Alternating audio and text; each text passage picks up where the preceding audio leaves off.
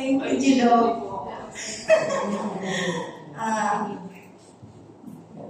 Nakalusal na ba yung lahat? Yes. So may lakas na tayo, no? Ako nga pala si Carla Dalisay. Kinakabahan ako. Kasi first time ko mag-excited. Biglaan eh. Naka-record yan. Naka-record. Oo nga eh.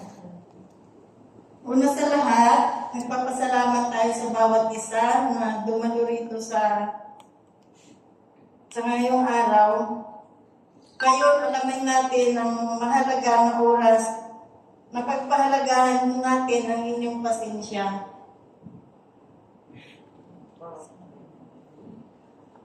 Una sa lahat, maraming salamat sa ating mga visitors.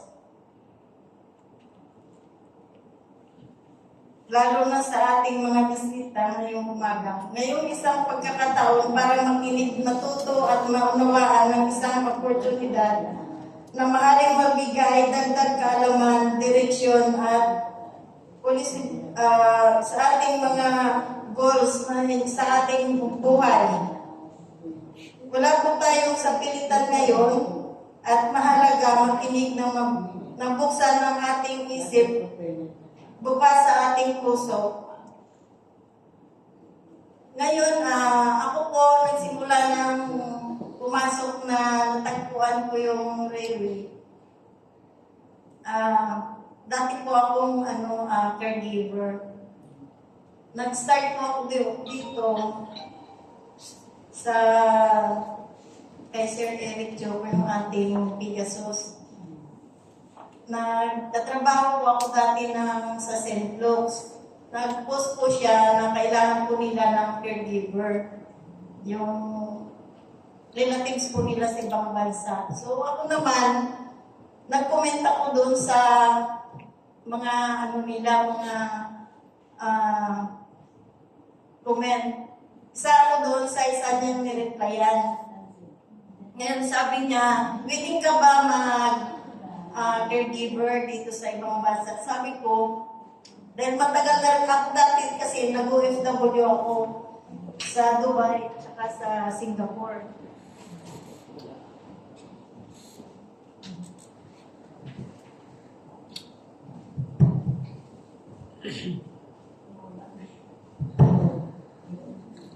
Ngayon, matagal na rin akong hindi nakapagbalik. So, mga 10 years na.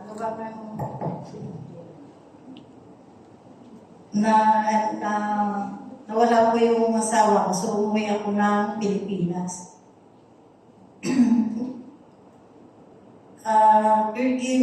Caregiver po ako ng St. Luke's. Yun, nung nakita niya po ako yung message, nag-reply na po siya.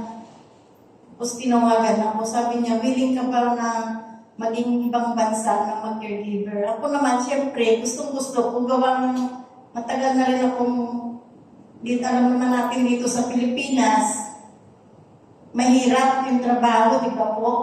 Maliit lang yung sahod, marami pang trabaho.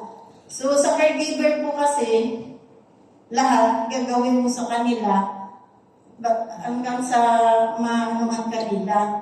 Siyempre sa kuya, lahat gagawin mo sa kanila. So, at least na yung sahod mo rito, okay lang sa pang-araw-araw.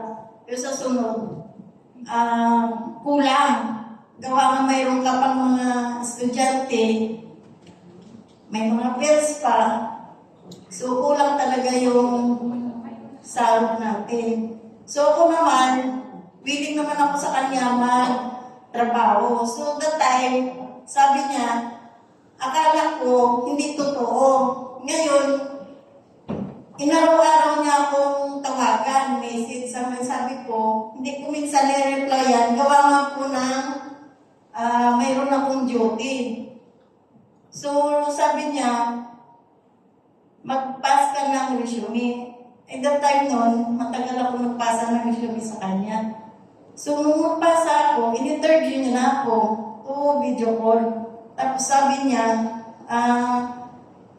kami tumutulong sa mga mahirap. Sabi ko, sabi ko siguro, ito na yung magandang opportunity sa akin kasi matagal na ako talagang naghahanap na gustong bumalik ng ibang bansa. So ngayon, sabi niya, pupunta kami ng Pilipinas. Sabi niya, kasama ko yung misis ko. Meron kaming dyan,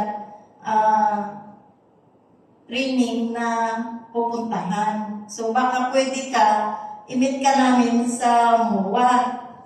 Hindi ko naman alam na ito pala si Rewina. Di nung dumating siya, sabi niya, ay mas na early kami dumating ngayon. So pwede ka bang i-meet kita ng MOA? Ako naman, nasa duty pa.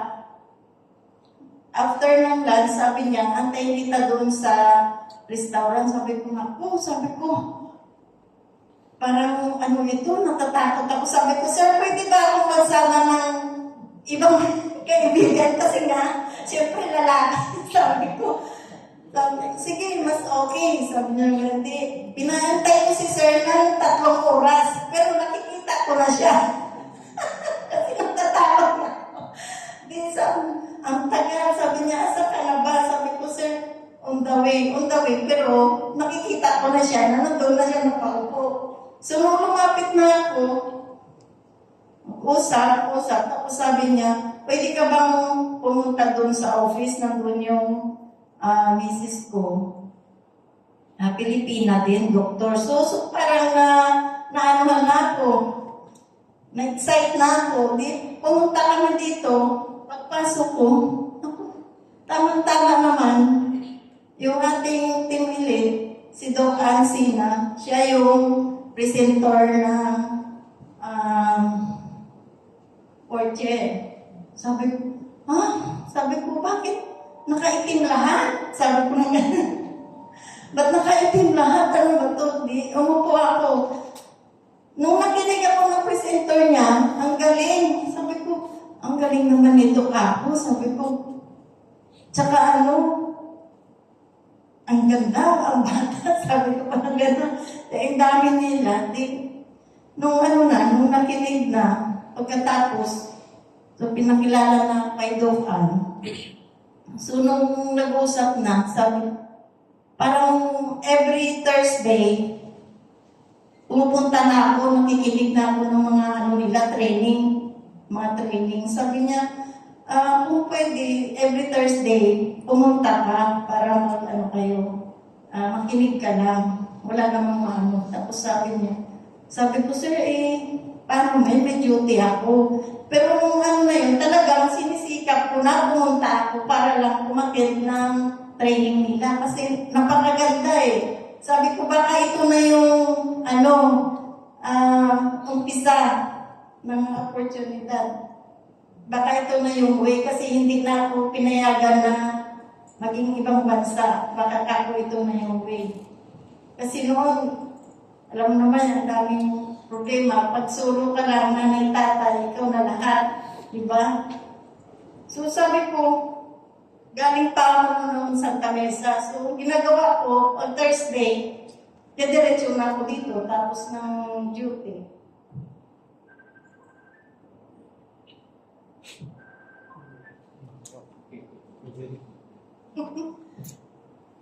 Okay na po.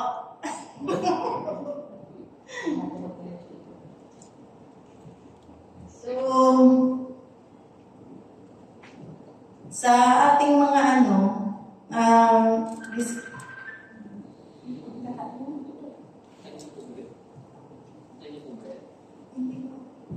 sorry